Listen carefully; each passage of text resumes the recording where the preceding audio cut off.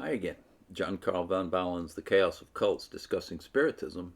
Von Baalen has remarked that there is a bona fide Spiritism as well as a fraudulent category of Spiritism. Now he's talking about the causes of the phenomena of Spiritism, and is it all to be explained away by physical or psychic, that is, naturalistic means or explanations? And he talks about now the options to that position. There remain, however, two difficulties in the way of accepting this theory, the naturalistic theory, as explanatory of all spiritistic phenomena.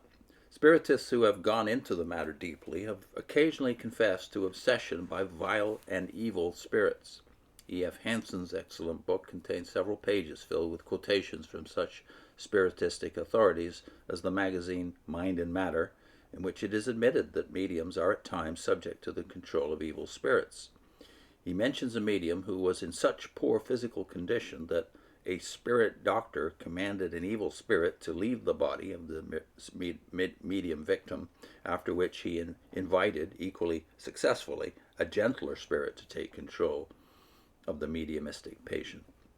In support of this is the testimony of mediumistic or psychic people who, after a few experiments, discarded Spiritism entirely because the information they received was so unspeakably vile, obscene, and blasphemous that they were fairly shocked out of Spiritism.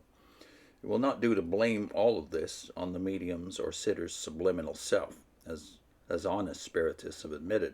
For as Mr. Wallace, the Spiritist, states, quote, then that second self is almost always a deceiving and a lying self, no matter how moral and truthful the first self may be, unquote. This he calls a stupendous difficulty. To this we may add that the physical effects upon the medium are often of such painful or violent character as have been, to quote a Spiritist, in all ages imputed to the possession by evil spirits. They are, in point of fact, the same as they were in Jesus' day, the symptoms of the demon-possessed, to wit, prostration, foaming, and similar phenomena. This leads us inevitably to the second obstacle in the way of attributing all spiritistic phenomena to psychic force.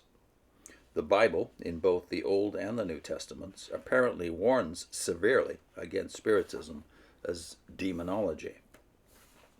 In this connection, we take issue with the assertion of Canon Barnes and Jane T. Stoddart, quote, that the worst way of attacking spiritualism is to admit its fundamental claim that communication with spirits can be set up, and then to assert that the spirits with whom intercourse is established are evil, end of quote. Contrary to this, we maintain that there is a marked difference between the fundamental claim that contact can be established with departed mortals and the Christian view that it cannot be done. We also assert that those seeking after such contact fall an unknowing prey to evil spirits, that is, to demons, whose very existence they deny. We can see no yielding of ground to Spiritism in this view. In defending this latter position as explanatory of at least part of the spiritistic phenomena, we present the following cumulative argument. First, Spiritism has always existed, and its history may be traced through the centuries. It is ever revealed the same characteristics, according to the Spiritist Colville, as well as the ex-Spiritist Hansen.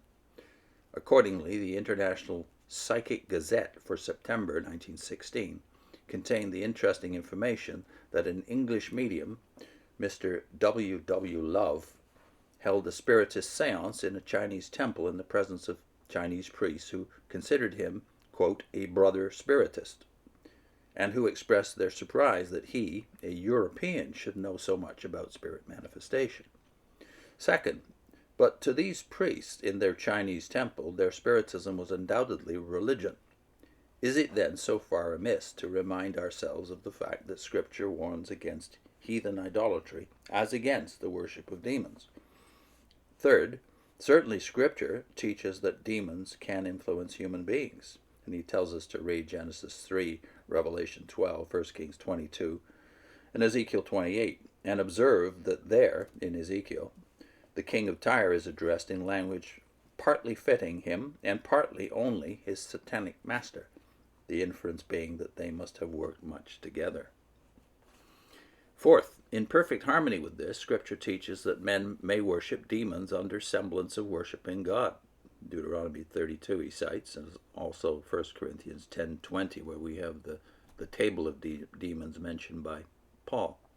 To this it may be added that demon possession was a frequent occurrence in Bible times, especially when the devil, who is called by Luther God's ape, imitated the incarnation of the Son of God by taking possession of the bodies of human victims. It is preposterous to assert that evil spirits cannot do in these last days what they did in the first century of our era. We may state in this connection that in our own opinion, a combination of views, 2 and 3, is the most satisfactory. We hold that many spiritistic phenomena are the natural result of little studied soul force, but that in some cases demons are at work. Nor do we consider it at all strange that a medium who has surrendered his mind to the dictation of outside influences should at times become the willing instrument of a strong human will and mind, and at other times the unsuspecting tool of superhuman spirits who have equal access to him in his trance condition.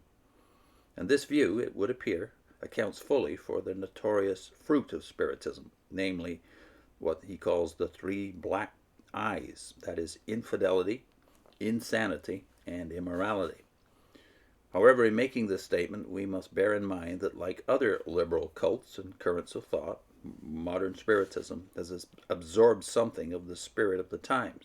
That is to say, the newer writers and practitioners of Spiritism, instead of decrying Christianity as absurd, false, and the like, maintain that it is essentially in agreement with its own teachings. There remains the task of examining briefly, first, Scripture's attitude toward Spiritism, and secondly, Spiritism's attitude toward Scripture and scriptural truth. That next time. I'll put in a link to Joseph Rutherford, the second president of the Watchtower Jehovah's Witnesses organization, and how he received new light, he said, since World War I. The new light he received was given by angels, yet his teachings, amazingly, are significantly parallel to the teachings of the spirits confessed by people like Arthur Conan Doyle. See you next time.